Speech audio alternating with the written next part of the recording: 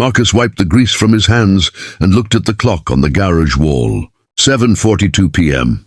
He had promised his 8-year-old son, Danny, that he would be home by 7. If you believe in kindness, second chances, and the power of small moments to change lives, please like, comment, share, and subscribe to Kindness True Stories. Also, tell us in the comments, where in the world are you watching from?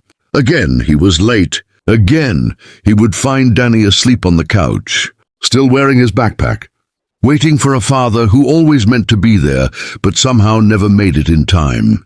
Marcus owned a small mechanic shop on the edge of town, a crumbling little place with a leaking roof and a sign that flickered on and off, like it couldn't decide whether to keep trying. Business was slow.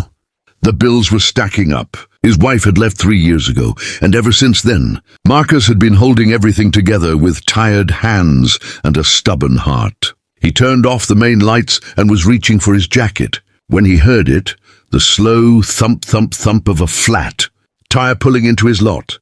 He stepped outside to see a dusty silver car rolling to a stop. The door opened and out stepped a teenage girl, maybe 16, with a school backpack slung over her shoulder and panic written all over her face. "Please," she said, her voice trembling. "I have a flat tire and my mom doesn't know where. I am, and I don't have any money, and it's getting dark, and Marcus raised his hand gently. "Hey, breathe, I've got you." He crouched down, examined the tire, and found a nail buried deep in the rubber. A simple fix, 10 minutes of work. He got his tools and started without a word.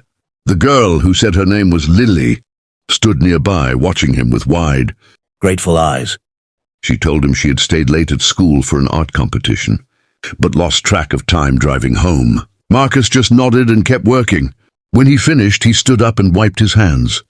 Lily reached into her bag and started digging frantically. "I have a little money, maybe." Marcus shook his head. "Keep it, drive safe. Text your mom." Lily stared at him like no one had ever said anything so simple and meant it so deeply. "Why are you doing this for free?" she asked quietly. Marcus looked at her and thought of Danny asleep on that couch. "Because somebody's waiting for you at home," he said. "And that matters." Lily nodded, her eyes filling with tears, and drove away into the night.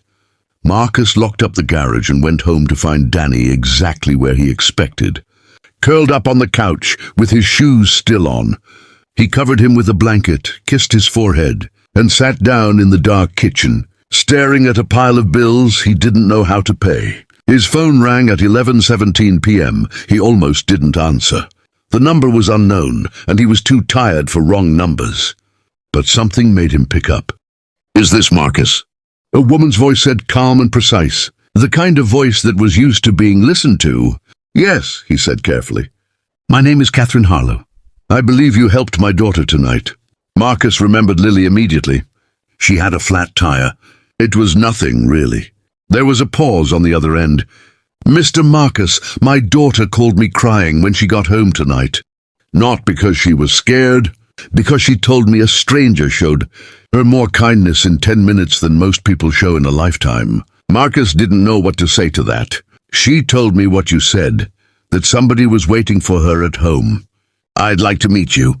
3 days later, Marcus sat across from Catherine Harlow in a quiet restaurant he could never afford to eat at on his own. Catherine was a businesswoman who had built a construction and real estate company from nothing after raising Lily alone following her divorce. She had sharp eyes and a direct manner, but when she spoke about her daughter, her whole face softened. She had done her research on Marcus, she admitted, the way powerful people do. She knew about his shop, his debts, his son, and his quiet determination to keep going. "I'm not offering you charity," she said firmly. "I'm offering you an opportunity. I need a reliable mechanical services partner for my construction fleet. 12 trucks, regular maintenance contracts, and a chance to grow. My people have reviewed your work and your reputation. It's good, Marcus. Better than you know." Marcus sat very still. "Why?" he asked simply. "Because Lily told me you didn't help her because you expected something back. That's the rarest thing in the world."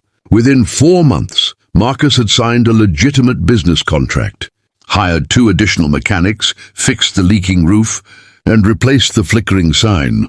Danny started coming to the garage after school, doing homework on the front counter while his father worked. Lily came by one Saturday to show Marcus the regional art award she had won, a painting of a man kneeling beside a car in the dark, with a little light glowing from the garage behind him. She said the painting was called The Mechanic Who Cared. Marcus hung a photograph of it on his shop wall, right next to the clock that had once reminded him how often he was late. Now it reminded him of the exact moment his life turned around. Not because of luck or money, but because a tired man chose kindness when no one was watching, and the world quietly noticed. If this story touched your heart, please show your love and support by liking, sharing, and subscribing to our channel, Kindness True Stories, where every story reminds you that one small act of goodness can change the world forever. Your support means everything to us and helps us keep spreading hope, one story at a time.